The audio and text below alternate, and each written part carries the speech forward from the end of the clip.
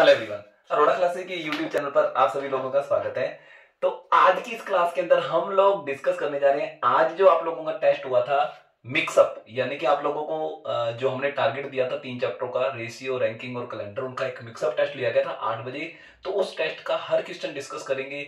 जैसा कि आप लोगों को क्लियर कट पता है कि एक special free of cost test series हम लोगों ने स्टार्ट की हुई है चैप्टर वाइज, ठीक है ना, 10 तारीख से। अगर आपके पुराने टेस्ट मिस हो चुके हैं तो एक बहुत बड़ा गोल्डन चांस हम लोगों ने आपको दिया है, आप पुराने टेस्ट भी पार्टिसिपेट कर सकते हो। अभी मैं 1 मिनट के अंदर आप लोगों के साथ डिस्कस करूंगा कि आप कैसे और कहां टेस्ट पार्टिसिपेट कर सकते हो, और फिर हम डिस्कस करेंगे सारे के सारे आज के टेस्ट के क्वेश्चन, ठीक है ना।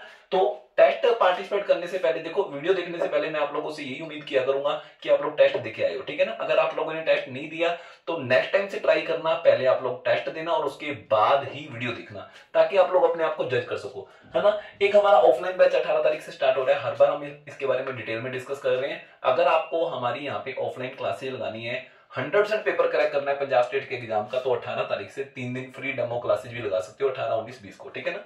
तो बहुत अच्छा लगेगा आप लोगों को यहाँ पे पढ़कर। तो ये शेड्यूल था हमारा।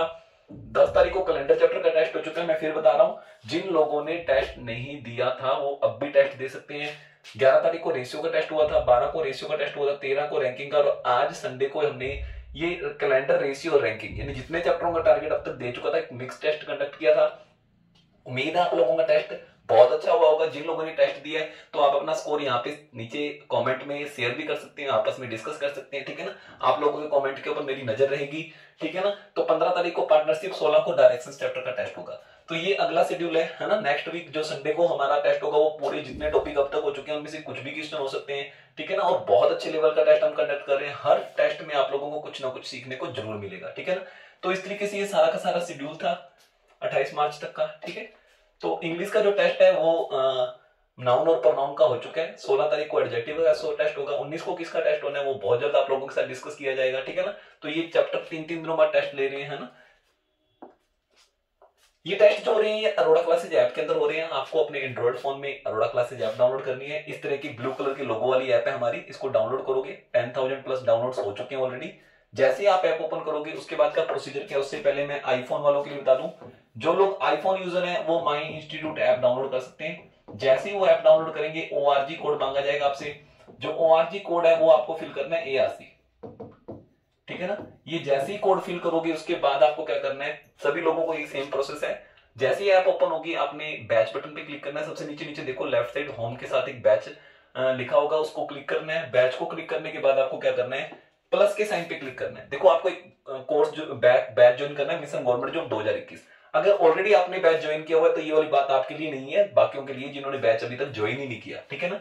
आपने बैच कोड प्लस के साइन को क्लिक करके ये बैच कोड फिल करना है, mission government job without space, कोई स्पेस नहीं होना चाहिए बीच में, डायरेक्ट लिखना है। और उसके बाद आपको यानी एक तरीके ओके बटन प्रेस करके हमें रिक्वेस्ट भेजनी है। आपकी रिक्वेस्ट हम बहुत जल्दी एक्सेप्ट करेंगे। जैसे ही आपकी रिक्वेस्ट एक्सेप्ट होगी उसके बाद जब भी आप ऐप ओपन किया करोगे, बैच पे क्लिक करोगे, आपको मिशन गवर्नमेंट जॉब 2021 बैच नजर आया करेगा। उसको क्लिक करो। सबसे ऊपर ऊपर देखो काफी सारे आइकन बने होंगे, ओवरव्यू लिखा होगा, अटेंडेंस, अनाउंसमेंट, असाइनमेंट और सब टेस्ट लिखा होगा, ठीक है ना। तो टेस्ट पे क्लिक करना है आपको। टेस्ट 2-4 घंटे पहले एडवांस नजर आ जाया करेगा रोज। टेस्ट स्टार्ट जो होगा वो 8 बजे होगा। मेरा मैथ रीडिंग का जो टेस्ट हुआ करेगा वो 8 बजे स्टार्ट होगा, और हम कोशिश करा करेंगे सेम डे में आप लोगों को वीडियो भी प्रोवाइड कर दिया करेंगे। इंग्लिश का टेस्ट 9 बजे हुआ करेगा, ठीक है, जिस दिन हुआ करेगा तो। और हाँ, अगर आप हमारे साथ जुड़ना चाहते हो कि हर एक अपडेशन, हर एक वीडियो का लिंक आपके साथ हम शेयर करें, तो फटाफट अपना नाम लिखो और साथ में लिखो free chapter wise test series, और हमें व्हाट्सएप कर दो इस नंबर पे। हम आपको एक अपने ब्रॉडकास्टिंग ग्रुप में ऐड कर लेंगे और उसके बाद हम डेली अपडेट आपको बिल्कुल फ्री ऑफ कॉस्ट प्रोवाइड करते रहेंगे, ठीक है। तो चलो स्टार्ट, इससे पहले स्टार्ट करें। तो जो लोग हमारे साथ ऑनलाइन कोर्स ज्वाइन करना चाहते हैं, 10,000 प्लस स्टूडेंट हमारे साथ ऑनलाइन हमारे कोर्स में इनरोल हो चुके हैं। तो अगर आप चाहते हो कि हमसे फुल फ्लेज कोर्स परचेज करना है आपने, तो ऐप के अंदर ही हमारा एक स्टोर बटन है, नीचे नीचे उसको क्लिक करोगे, आप अपना फेवरेट कोर्स सिलेक्ट कर सकते हो। हमारा जो सबसे टॉप सेलिंग का जो कोर्स है वो Punjab state all in one है, तो आप उसको भी क्लिक करके उसके अंदर डेमो लेक्चर अटेंड कर सकते हो। और डेमो लेक्चर अटेंड करने के बाद अगर आपको ओके लगता है, बहुत पसंद आता है, तो आप उसको परचेज भी कर सकते हो। इस टाइम ऑफर भी चल रहा है, हमारे इंस्टीट्यूट के 10 साल कंप्लीट हो चुके हैं, इसलिए हमने काफी डिस्काउंटेड रेट पे, है ना, कोर्स हमने रखा हुआ है। फिर भी किसी भी टाइप की कोई दिक्कत है, कोई माइंड में सवाल है, कोई क्वेरी है, तो आप नीचे दिए हुए मोबाइल नंबर पे कांटेक्ट कर सकते हैं। चलो इससे पहले और बातें करें, फटाफट हम टेस्ट स्टार्ट करते हैं। आज जो टेस्ट हुआ था उसका पहला क्वेश्चन देखते हैं। हाँ जी, तो स्टार्ट करते हैं। जो आपका टेस्ट हुआ था, मिक्सअप जो टेस्ट हुआ था, उसका हर एक क्वेश्चन डिस्कस करेंगे, है ना। चलो, पहला क्वेश्चन जो था टेस्ट का वो था how many Sunday are there. 100 सालों में संडे कितने होते हैं। देखो, सबसे पहले मैं आपको बताना चाहूंगा 100 साल में दिन कितने होते हैं। देखो, एक साल में 365 दिन होते हैं। एक साल में 365 दिन होते हैं, कईयों में 366 भी होते हैं, वो बाद में गिनेंगे। तो 100 सालों में कितने दिन होंगे, तो आपको होंगे जी 36,500। तो ये हो गए ऊपर ऊपर से। चलो, अब 100 सालों में लीप ईयर कितने होते हैं, तो कई 100 सालों में 24 लीप ईयर होते हैं, कई 25 होते हैं। देखो, हर चौथा साल लीप ईयर नहीं होता, अगर आप लोगों ने डिटेल में सीखा हुआ है। सेंचुरी ईयर वही लीप ईयर होता है जिसमें 400 का पूरा पूरा भाग जाता है, ठीक है ना। कई सेंचुरी ईयर जो होते हैं वो लीप ईयर नहीं होते। तो अगर लीप ईयर 24 है तो 24 दिन एक्स्ट्रा और गिनने पड़ेंगे मुझे, क्योंकि एक लीप ईयर में 366 दिन होते हैं, एक दिन एक्स्ट्रा होता है। तो 365 दिन तो मैंने सभी के गिनी दिए, 24 दिन ये गिनूंगा। यानी एक पूरे 100 सालों में जो दिनों की संख्या होगी वो दिया था 36,524 होगी या 36,525 होगी। चलो ठीक है, एक बार 36,524 लेके चलता हूं मैं, ठीक है। 36,524 दिनों में हफ्ते कितने होते हैं, वीक कितने होते हैं, क्योंकि जितने वीक होंगे उतने संडे तो आने ही आने मिनिमम, है ना। 7 5 35, एक बच गया। 7 दूनी 14, एक बच गया। 7 एकम 7, 5 बच गया। और 7 सत्तों 49, है ना, 5 बच गया। चलो, तो एक 100 सालों में जो यानी कि वीक होंगे, रुको यहाँ पे कहां पे गड़बड़, 7 एकम 7, यहाँ पे एक आना था। तो 100 सालों में जो वीक होंगे वो 5217 होंगे। अगर 5217 वीक प्लस 5 डे होंगे 36,524 दिनों में, ठीक है। 5 डे एक्स्ट्रा है, यानी कि 5217 दिन वीक प्लस 5 डे। हाँ, अगर यहां पे 25 दिन भी हो सकते हैं ना, यानी कि 100 सालों में 6 दिन भी बच सकते हैं। अगर यहाँ पे लीप ईयर 25 हुए तो यानी कि 36,525 दिन होंगे। 36,525 दिनों में वीक तो इतनी होंगे, लेकिन रिमाइंडर 6 बच जाएगा, ठीक है। तो अब देखो, इतने संडे तो होने ही होने, क्लियर है। अब इसके अलावा जो 5 दिन बच गए या 6 दिन बच गए, अब इनमें संडे आता है या नहीं आता, ये कंफ्यूजन है। आ भी सकता है, नहीं भी आ सकता है। अगर इसमें आ गया तो संडे जो होंगे वो 5218 हो जाएंगे। यानी इसका आंसर ये आएगा कि 5217 संडे या 5218, अपने को नहीं पता, क्योंकि ये जो बाकी ये 5 दिन है इनमें संडे है या नहीं है। देखो, अगर बचे हुए 7 दिन होते फिर तो संडे पक्का नहीं था, बचे हुए 6 दिन है, क्या पता 7वां दिन संडे हो, यानी कि संडे क्या पता 5217 ही हो। बात मेरी समझ आई है नहीं आई, पल्ले आई है नहीं आपके, है। चलो ओके, तो ध्यान रखना 5217 संडे भी हो सकते, 5218 भी हो सकते, तो इसको इस तरीके से करना था, ठीक है। चलो ओके, नेक्स्ट क्वेश्चन देखते हैं आज के टेस्ट का। देखो, कोई पैसा बांटना है PQR में कि Q receive 1/3 what P and R together. Q को कितना मिलेगा, P और R का 1/3, जितना P और R को मिलेगा उसका 1/3 Q को मिलेगा, ठीक है। यानी कि Q और P और R की जो रेशियो होगी,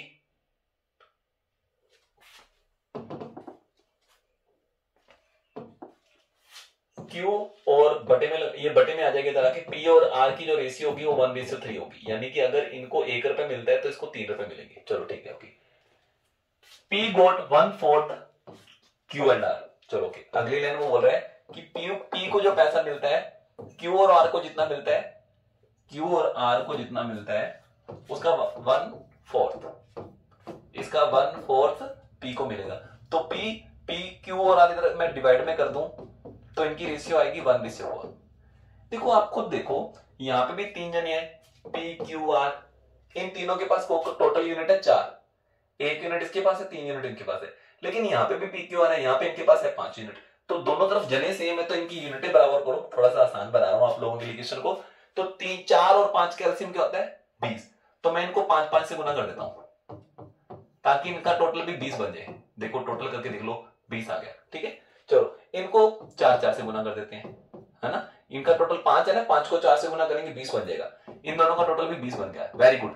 अब 3 जने यहाँ पे, 3 जने यहाँ पे, इनके पास भी 20 यूनिट है, इनके पास 20 यूनिट है। यानी आप सभी के रुपए अलग अलग निकाल सकते हो।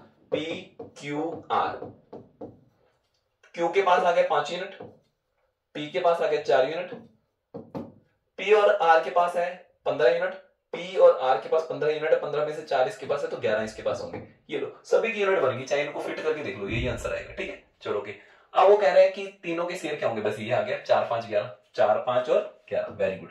तो इसका आंसर सेकंड था। तो उम्मीद है आप लोगों ने इसका आंसर सही निकाला होगा, ठीक है। जिनको नहीं पता था तो वो मैंने आपको बता दिया। चलो नेक्स्ट देखते हैं।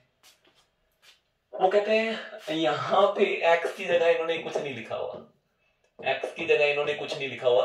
तो यहाँ पे कहते हैं कि क्या आएगा इफ ईयर, यहाँ पे 1940 भी आ सकता है, 41, 42, 43, 44 कुछ भी आ सकता है। ये स्टार्ट होता है संडे से। बताओ x की वैल्यू क्या होगी। अच्छा मैं एक बार अज्यूम करता हूं, मान लो यहाँ पे 0 है, मान लो यहाँ पे 0 है, तो इसका मतलब 1 जनवरी 1940 को क्या होगा, संडे। वेरीफाई करते हैं क्या 1 जनवरी 1940 को संडे होगा। मैंने आपको पहले क्या है, वेरीफाई करने के लिए हमको 5 चीजें लिखनी होती है, date, month code, year, leap year, century code, ठीक है। अगर आपने मेरे से डिटेल में किया हुआ है तो डेट में 1 तारीख है, जनवरी का कोड ध्यान रखना 1940 है, लीप ईयर है, तो लीप ईयर में जनवरी का कोड 1 घटा के लिखते तो यानी 0 लिखेंगे। ईयर 40 और लीप ईयर 40 में 4 का भाग देंगे 10, सेंचुरी कोड 1900 समथिंग है, 0 आएगा, ठीक है। तो ये तो अगर आप लोगों ने मेरे से डिटेल में किया तो आपको समझ आ जाएगा। एक और 40, 50 और एक 51 में फाइनली हमको 7 का भाग देना पड़ता है, 749, 2 दिन बच गए। दूसरा दिन कौन सा होता है, पहला दिन संडे होता है, दूसरा दिन मंडे, यानी कि 1 जनवरी 1940 को जो वार आया है वो मंडे आ गया। क्या आ गया, मंडे। इसका मतलब ये गलत है, यानी यहाँ पे 0 नहीं आएगा। चलो अब मैं एक एक साल जंप करके दिखाता हूं। जिस ईयर में संडे आ गया 1 तारीख को, वो वाला एक्स का हमारा आंसर हो जाएगा। चलो ठीक है, 1 जनवरी 1941 को क्या बार होगा, यहां से यहां कितने दिन है, 366 दिन है, तो 2 दिन जंप करेंगे क्योंकि इनके बीच में लीप ईयर आ जाता है, एक 366वां दिन आ जाता है, तो यहाँ पे 2 दिन जंप करेंगे, यहाँ पे आएगा वेडनेसडे। 1942 में आपको पता है 1 साल में 1 दिन जंप करते होते हैं, 1 साल में 1 दिन जंप करते हैं, लीप ईयर वाले में 2 दिन जंप करते होते हैं। ये तो बेसिक बातें हैं। 365 दिनों में जो ओड डेज होते हैं वो 1 होता है, ध्यान रखना, ठीक है ना। 365 को 7 से भाग दे के देखो, तो यहाँ पे क्या है, 1 दिन जंप करेंगे, थर्सडे, फ्राइडे, सैटरडे। अभी 365 दिन ही है, अब 366 आएंगे इन दोनों के बीच में, तो यहाँ पे 2 दिन जंप करेंगे, संडे आए नहीं जिस चीज की वेट कर रहे थे वो आए नहीं, वापस मंडे आ गया, ठीक है। 46 में 1 दिन और जंप करेंगे, ट्यूसडे। 47 में वेडनेसडे। 48 में फिर 1 दिन जंप करेंगे, थर्सडे। अब 49, अब 2 दिन जंप करने पड़ेंगे, सैटरडे, है ना। 50 संडे, लेकिन ये क्या, मुझे तो यहाँ पे 4 चाहिए, यहाँ पे 5 आ गया, यानी x की वैल्यू ना 0 पॉसिबल, ना 1 पॉसिबल, ना 2 पॉसिबल, ना 3, 4, 5 कुछ भी पॉसिबल नहीं है। नन ऑफ दीज आंसर रहेगा इसका।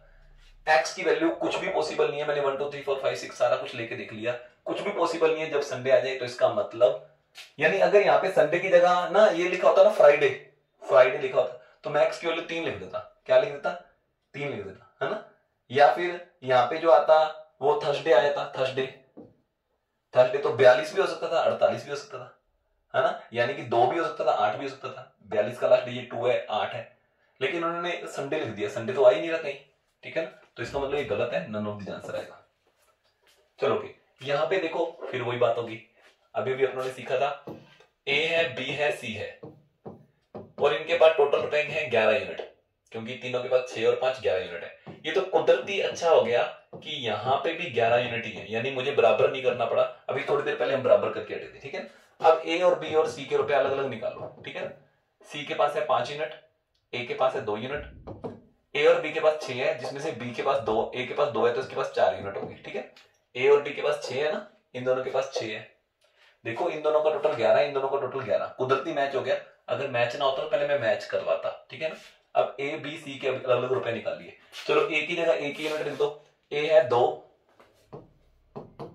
सी है 5 और बी है 4, तो ये बन गया 7/4। कितना आसान था, 7/4। समझ आ गया ये क्वेश्चन। चले नेक्स्ट, चलो नेक्स्ट देखते हैं। वो कहते हैं कौन सा ईयर है जिसमें 53 संडे। देखो एक साल में यानी कि जो डेज होते हैं 365 दिन होते हैं, कहीं भी 366 दिन होते हैं। चलो ऑप्शन ही पिक करते हैं। 2001 चेक करता हूं। 2001 का पहला दिन चेक करेंगे, पहले दिन के ऊपर डिपेंड करेगा भी इसके अंदर संडे कितने होंगे, ठीक है ना। 2001 तो डेट, मंथ कोड, जनवरी का मंथ कोड 1 होता है, ईयर लास्ट की 2 digit, leap year 0, century code 6, तो यहाँ पे 6 1 7 1 8 1 9 में मैं 7 का भाग दूंगा, 2 बचेगा, दूसरा दिन जो होता है मंडे होता है। क्या होता है? मंडे होता है। देखो एक साल में यानी 365 दिनों में आप 7 से डिवाइड कर देना, 52 वीक प्लस 1 डे होता है, यानी जो फर्स्ट डे होगा वही लास्ट डे होगा। यानी कि अगर फर्स्ट डे यहाँ पे संडे आ जाता तो 52 संडे तो आने ही जाने थे, लास्ट में एक संडे और आ जाता है। जिस ईयर की शुरुआत संडे से होगी ना, उस ईयर में 53 संडे होंगे। लेकिन 2001 की शुरुआत तो संडे से हो ही नहीं थी। 2006 देखते हैं।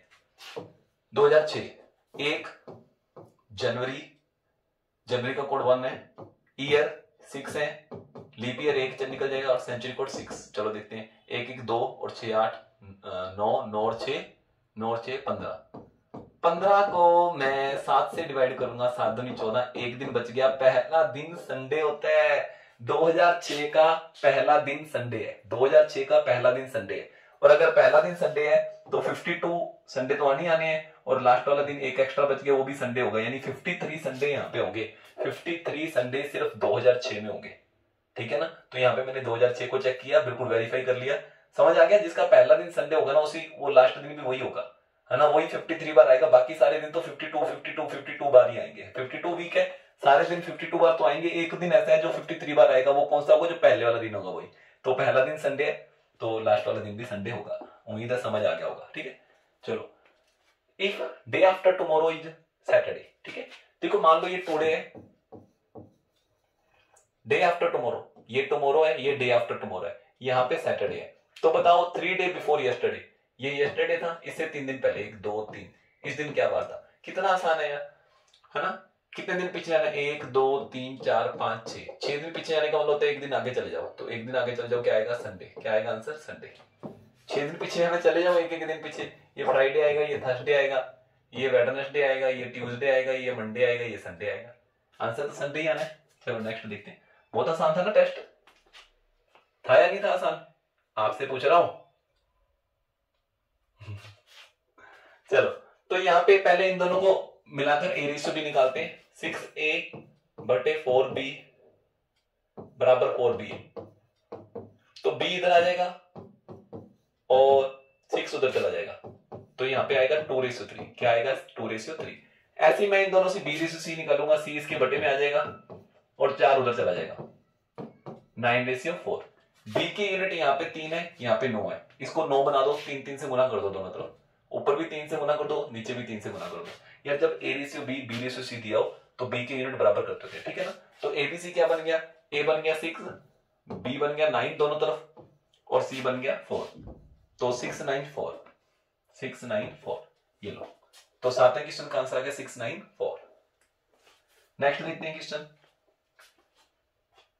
फादर और सन की आज का एज का टोटल 66 ईयर है। फादर सन आज जो है इनकी एज का टोटल 66 ईयर है।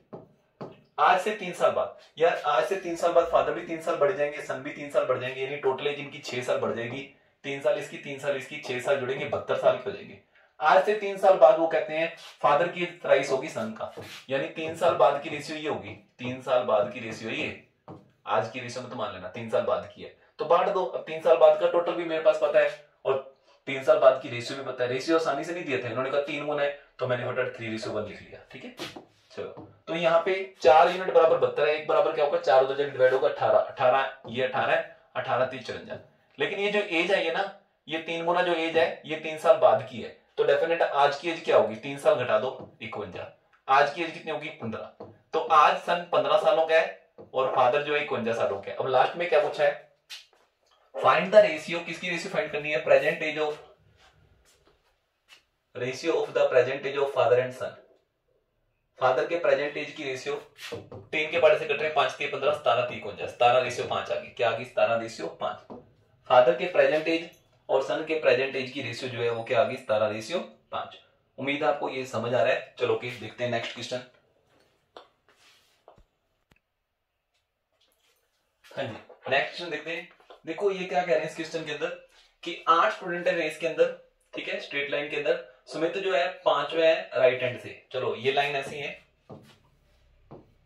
सुमित जो है वो 5वां है, यानी ये पहला है, दूसरा, तीसरा, चौथा, 5वां, ठीक है। चलो मैं बाकी जने में बना ही देता हूं, चलो समझाना आसान हो जाएगा। सुमित जो है 5वें है राइट साइड से, यानी ये रहा सुमित, यहाँ पे सुमित बैठा है, ठीक है।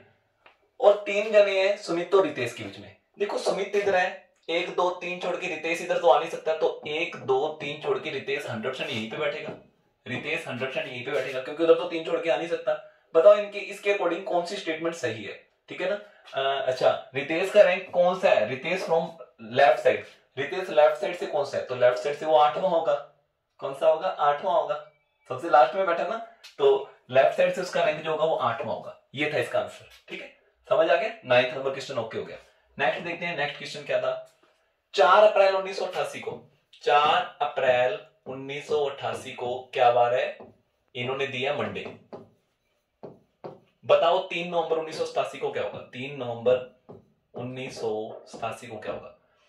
अब आपने पहले ईयर टू ईयर जंप करना है, बाद में करना आपकी मर्जी है, चलो पहले ईयर टू ईयर ही जंप कर लेते हैं। एक साल जंप करने का मतलब होता है या तो 1 दिन जंप करना है या 2 दिन जंप करना, क्योंकि 366 दिन होते हैं बीच में, तो 2 दिन जंप करते हैं, और 365 दिन होते हैं तो 1 दिन जंप करते हैं। 365 दिनों में ऑड डेज की संख्या 1 होती है। अच्छा, यहां से लेके यहां तक अगर मुझे 1987 से 1988 में जाना होता, क्या बीच में लीप ईयर आता, बिल्कुल आता, फरवरी आती 1988 की, यानी इन दोनों के बीच में 366 दिन है। अगर यहां से यहां जाएंगे तो 2 दिन आगे जाते, अगर यहां से यहां आ रहे तो 2 दिन पीछे जाना पड़ेगा। पहले तो ये आंसर आ गया सैटरडे, पहले तो ये आंसर आ गया सैटरडे। अब मैं 1987 पे पहुंच चुका हूं, 4 तारीख पर पहुंच चुका हूं, 4 से मैं 4 नवंबर पे जाऊंगा। अभी मैं सेम ईयर में जंप कर रहा हूं, ये मैं मंथ कोड वाले मेथड से जाऊंगा। आपको कोड देखना होता है, अप्रैल का कोड क्या होता है, चौथा महीना 0, ठीक है, और नवंबर का कोड क्या होता है, 11वां महीना 4। तो यहाँ पे आपको 4 दिन प्लस करने पड़ेंगे, मंथ कोड होते हैं, ध्यान रखना। अगर आपने नहीं सीखे तो डिटेल में, इससे पिछली जो वीडियो मैंने कैलेंडर चैप्टर का टेस्ट हुआ था, तब मैंने डिटेल में बताया था।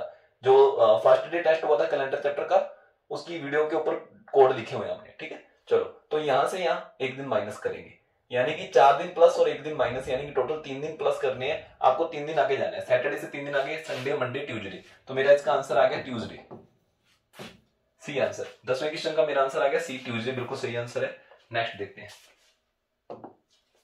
चलो, 5 साल बिफोर पहले फादर की एज जो थी वो 5 गुना थी। 5 साल पहले, आज से 5 साल पहले फादर की जो एज थी, ठीक है, वो 5 गुना थी, यानी कि 5:1 नहीं। और 10 साल बाद फादर की एज जो है वो 2.5 गुना होगी। आज से 10 सालों बाद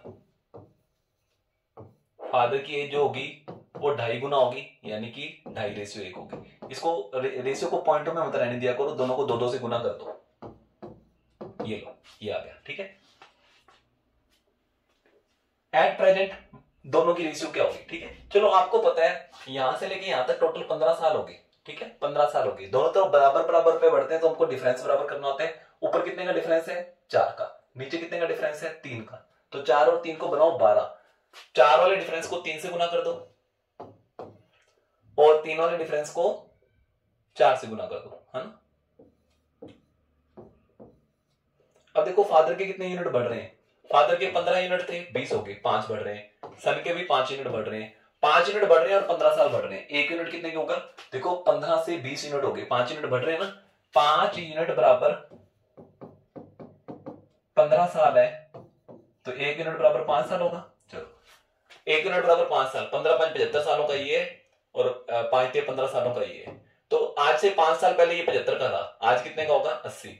आज से 5 साल पहले ये 15 का था, आज कितने का होगा, 20 का। तो आज इनकी रेशियो क्या होगी, 4:1। प्रेजेंट एज की रेशियो पूछी है। अच्छा चलो, रुको रुको, क्या पूछा है, at present what is the sum of the age and difference of their age, ठीक है। पहले मैंने इनकी एज निकाली 80 और 20, इन दोनों की एज का सम कितना होगा, सम कितना होगा 100।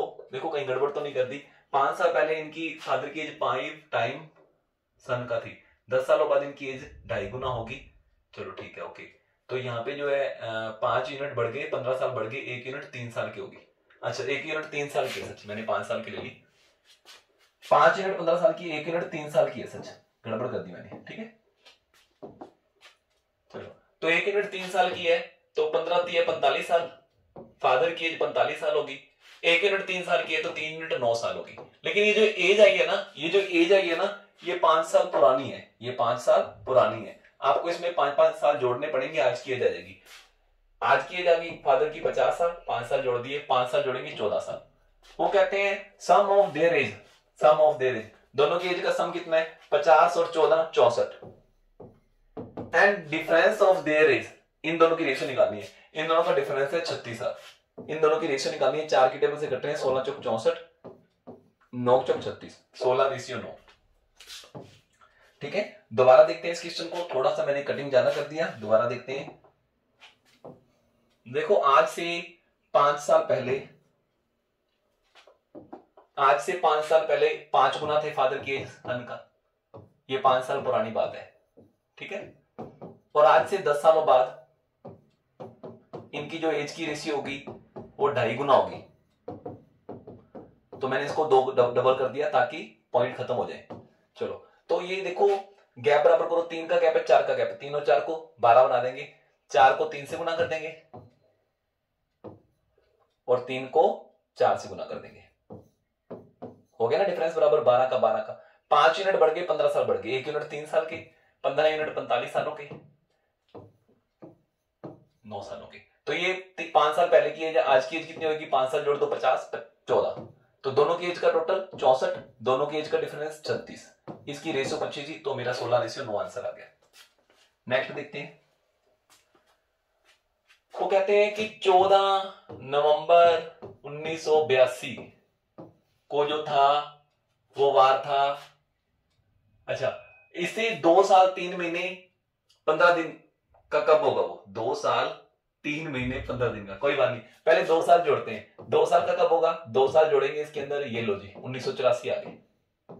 अब 3 महीने जोड़ देते हैं, नवंबर में 3 महीने जोड़ते हैं, दिसंबर जनवरी फरवरी, फरवरी पे पहुंच गए 14 फरवरी, अगला साल आ चुका है, अगला साल आ चुका है 1985 आ चुका है, 84 मत लिख देना। अब कितने दिन जोड़ने हैं, 15 दिन जोड़ने हैं। अब फरवरी जो होती है वो होती है 28 दिनों की, अच्छा इसमें मैं 15 दिन जोड़ता 29 तारीख बन जाती है, 29 तारीख तो है ही नहीं, यानी यहाँ पे 1 तारीख आ जाएगी, 29 तारीख तो है ही नहीं, 29 की जगह क्या आ जाएगी 1 तारीख, 14 दिन तो फरवरी के, 1 दिन मार्च का आ जाएगा, 1 मार्च 1985।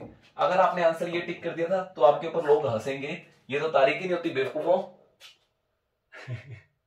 ये तो तारीख ही नहीं होती। चलो ओके, तो इसका आंसर आता है 1 मार्च 1985 को होगा वो, 2 साल 3 महीने 15 दिन का, थोड़ा सा कंफ्यूज तो करना ही है यार। चलो ओके, तो यहाँ पे 99,092 एबीसी में ए और बी का हिस्सा जो होगा वो 5, ए और बी की तो रेशियो आनी से दे दी 3:7, B get 5/7 of C, B को मिलता है, बी को कितना मिलता है 5/7 ऑफ सी, सी का 5/7, चलो सी इधर बटे में चला जाएगा तो बी रेशियो सी आ गया 5:7।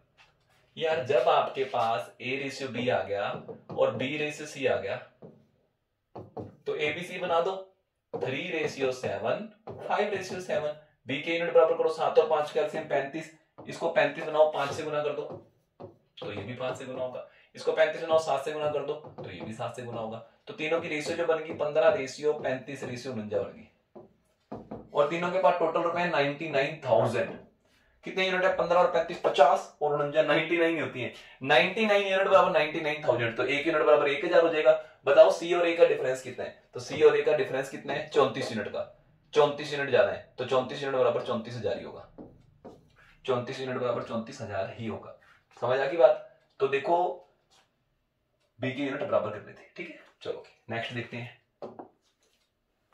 यहाँ पे वो कह रहे हैं स्कूल की असेंबली है, ठीक है, तो 10 जने हैं, देयर आर 10 पीपल बिहाइंड प्रतीक, ये लाइन है, 10 जने प्रतीक से पीछे हैं, यहां पे प्रतीक है,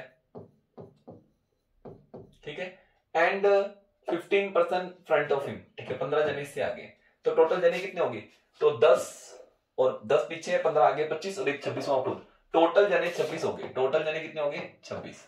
चलो अब वो कह रहे हैं कि तरुण है 8 जने उससे आगे हैं, 8 जने, यही सेम लाइन में तरुण है, तरुण से आगे 8 जने हैं, ये तरुण है, और तरुण से पीछे जो जने हैं 17, अच्छा 17 जने मैंने पढ़े नहीं, 17 जने। बताओ प्रतीक और तरुण के बीच में कितने जने, अरे यार बस ठीक है छोड़ो, प्रतीक का रैंक ऊपर से निकालो, प्रतीक से आगे 15 जने, चलो सीधे ही समझा देता हूं, प्रतीक से आगे 15 जने हैं और तरुण से आगे 8 जने हैं, यानी तरुण 9वां हो गया, तरुण के आगे 8 जने हैं, तरुण कौन सा हो गया 9वां। देखो मैं हूं प्रतीक, मेरे से आगे 15 जने हैं, 15 में से 9 जने यहां तक खत्म हो गए,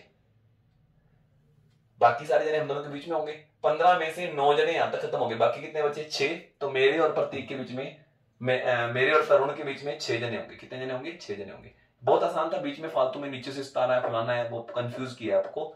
आप ये देखो, उन्होंने कहा है तरुण से आगे 8 जने हैं और प्रतीक से आगे कितने जने हैं? 15 जने हैं। बस ये बातें देखनी थी आपको। मेरे आगे 15 जने हैं, आपके आगे 8 जने हैं, इसका मतलब आप 9 में हो गए। 15 में से 9 जने यहां तक पूरे हो गए, तो बाकी 6 जने बच गए। ये पीछे वाले जने तो फालतू में कंफ्यूज करने के लिए दिए हैं, फालतू में दिए हैं, ध्यान से देखो एक बार। नेक्स्ट देखते हैं, 40 जनों में कोमल, कोमल आगे है, बड़ी कोमल है ये। कोमल का रैंक जो है 21 में फ्रंट से। 40 जनों में कोमल का रैंक जो है वो 21वां है फ्रंट से, और उषा का रैंक है 16वां लास्ट से। ठीक है, चलो पहले देखो 21 और 16 जोड़ते हैं। 21 और 16 कितने होते हैं? 37। ठीक है, इसका मतलब कोमल ऊपर से 21वीं है, ये लो कोमल, और उषा जो है नीचे से 16वीं है। देखो अब जने कितने बचे? वो सारे बाकी जने इनके बीच में आएंगे। 21 जने ये ऊपर वाले हो गए यहां तक, 16 जने हो गए, 21 और 16 37। इसका मतलब 3 जने बचे। कितने जने बचे? 3, 1 2 3। अच्छा, इन तीनों में वो कहते हैं नीरू जो इनके एग्जैक्ट बीच में है, तो नीरू बीच वाली होगी, ये होगी नीरू। बताओ नीरू का रैंक लास्ट से कौन सा है? अरे यार कोमल 16वीं है, उससे 2 रैंक ऊपर नीरू है, तो 17वीं 18वीं 18वीं होगी। नीरू कौन सी है? 18वीं 18th। नीरू कौन सी है? 18th 18वीं। ठीक है ना? 21 जने यहां तक हो गए, 16 जने यहां तक हो गए, 21 और 16 37 हो गए, तो बाकी 3 जने बीच में आएंगे ना, तो नीरू ये वाली होगी, है ना? तो ये 16वीं है, तो 17वीं 18वीं 18वीं होगी, गिन के मैं बता दिए। चलो ओके, नेक्स्ट देखते हैं। अलग अलग वेट है, अलग अलग 6 जने, इनका अलग अलग वजन है। चलो, जो बड़ा होगा उसको सबसे ऊपर लिखेंगे, जो छोटा होगा उसको सबसे नीचे लिखेंगे। ये लो जी, 4 5 6। चलो पहले इन्होंने क्या दिया कि R is heavier than T, R T से हैवियर है but lighter than U, U से लाइटर है, U से नीचे है, T से ऊपर है। Q is lighter than only P, only word seat decide करते हैं, याद है की बात? Q केवल P से हल्का है, बाकियों से भारी है। इसका मतलब Q जो है वो केवल P से लाइटर है, बाकियों से हैवियर है, बाकियों से हैवियर है ना? ये 3 जने तो यहाँ पे आएंगे, चौथा एक और रह गया। ठीक है, T is not lightest, T सबसे नीचे नहीं आएगा, तो T यहाँ पे नहीं आएगा, तो 100% U R T ऐसे लिखने पड़ेंगे, है ना? अब T यहाँ पे नहीं आएगा। अगर मैं U यहां से स्टार्ट करता U R T, फिर तो T यहाँ पे आ जाता, बचा हुआ एक जना यहाँ पे ठोक देना। चलो ठीक है, दावन T is weight 50 kg, T का वेट 50 kg है। चलो ठीक है, दावन हुई तो थर्ड हैवीएस्ट 63 kg का, थर्ड हैवीएस्ट जो है 63 kg का है। चलो बताओ किसका वजन पॉसिबल है? 49 kg, तो 49 kg वजन होगा, T से नीचे वाले का होगा। T से नीचे कौन है? कौन एक जना बच गया था? U आ गया, S आ गया, S बच गया, S आएगा यहाँ पे। S का वजन ही 49 kg हो सकता है, और किसी का वजन भी 49 kg नहीं हो सकता, तो इस क्वेश्चन का आंसर है S। ठीक है, चलो नेक्स्ट देखते हैं, किसका पॉसिबल वजन है? अच्छा, correctly represent the weight of R। R का वजन क्या हो सकता है? R का वजन 50 से बड़ा होगा, 63 से छोटा होगा, तो ये तो नहीं हो सकता। 49 50 से बड़ा होगा, 63 से छोटा होगा, ये भी नहीं हो सकता। 61, हाँ ये हो सकता है, 61 हो सकता है, क्योंकि R का वजन 63 से कम होगा और 50 से ज्यादा, वो एक ही है 61, तो R का वजन 61 kg पॉसिबल है। ठीक है, चलो अब इसके अंदर उन्होंने क्या कहा है, यदि ऊपर दी हुई सीरीज को रिवर्स कर दिया जाए, उल्टा दिया जाए, उल्टाने मत लग जाना, वेले थोड़ी हम लोग, ठीक है ना? अगर इसको रिवर्स कर दिया जाए, फिर वो कहते हैं कि बताओ which of the fifth to the left of the ninth from the right hand.